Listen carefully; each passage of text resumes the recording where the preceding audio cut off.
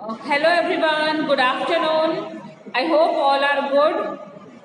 Today in this lecture we are going to start our chapter number 15. But before that I want to tell you something. I know our chapter number 2's exercises are remaining to do. Along with this video I am sending you question answers and brief question answers of chapter number 2. And the objective portion, that is fill in the blanks, true or false, match here with me, choose the correct answer. Everything we are going to complete on Monday in our Zoom classes. Okay, so I am starting a new chapter today in this lecture. And this chapter number 15 is going to come in your second unit test. Are you all clear?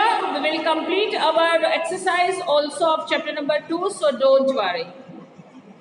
So before I start with my chapter, I want everybody to be ready with their textbook, page number 122, chapter number 15, motions of the earth. What do you mean by motion? Motion of the earth मतलब घूमना, अर्थ का rotation, उसको हम कहते हैं motions. दो motions है अर्थ के, एक है रोटेशन और दूसरा है रिवोल्यूशन, जो ऑलरेडी हमने फिफ्थ स्टैंडर्ड में स्टडी कर लिया है. लेकिन यहाँ पे ये चैप्टर में उसका थोड़ा ब्रीफली, थोड़ा ज्यादा पॉइंट्स के साथ हमें ये चैप्टर जानने को मिल रहा है. So let's begin with our chapter. Social science concept.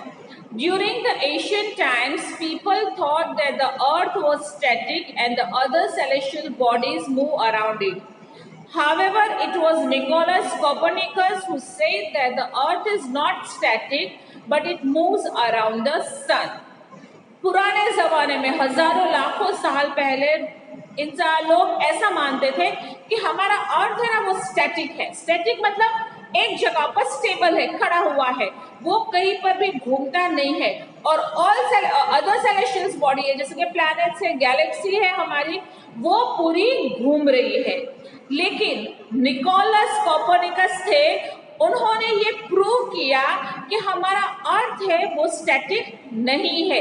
Means हमारा अर्थ है वो भी मोशंस में घूम रहा है, वो एक जगह पर स्टेबल नहीं है. That also moves around the sun. The earth and the other planets have two types of motion, rotation and revolution.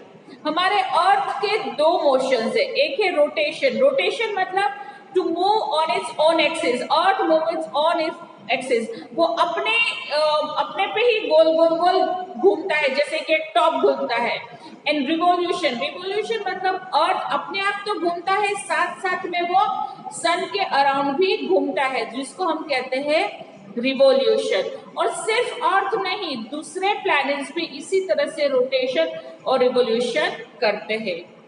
Rotation and revolution impact our day to day life. हमारी जो डे टू डे लाइफ है, जिसमें day होता है, night होती है, फिर different different hours होते हैं, वो सब रोटेशन और रिवॉल्यूशन के हिसाब से होती है. ओके, यहाँ तक की बात क्लियर आई. चलो let's continue with next. Rotation. Rotation. By playing with a top, have you ever observed its spinning movement? Just like a top, the earth rotates on its own axis from west to east. आपके पास top तो होगा, boys के पास तो होता है. Top क्या होता है? जिसको हम लट्टू कहते हैं, भमरडो. आपने कभी उसको चलाया है? वो कैसे घूमता है? अपने एक्सिस पे घूमता है. नीचे से इतना सा आयन का होता है, उसके ऊपर वो घूमता रहता है. एग्जैक्टली हमारा अर्थ ऐसे रोटेट करता है. Our earth rotates on its axis from west to east. West से ईस्ट से हमारा अर्थ अपनी एक्सिस के ऊपर घूमता रहता है. This spinning movement of the earth is called rotation, which result in the formation of days and night. यही हमारा रोटेशन, ये स्पिनिंग मूवमेंट. स्पिनिंग मतलब घूमना, ये घूमने का जो मूवमेंट है जिसको हम रोटेशन कहते हैं, और इसी के हिसाब से हमारा डे एंड नाइट होता है. आपको पता है ना डे एंड नाइट क्यों होता है? अगर आपको याद है तो मैं आगे तो आपको समझाने ही वाली हूँ, लेकिन आप भी रिकॉल करने की ट्राई करो कि हमारा अर्थ रोटेट करता है तो इसमें डे एंड नाइट क्यों होते हैं। मैंने ये लास्ट ईयर समझाया ही है और शायद आपको ये याद भी होगा। The Earth takes 24 hours to complete one rotation on its axis.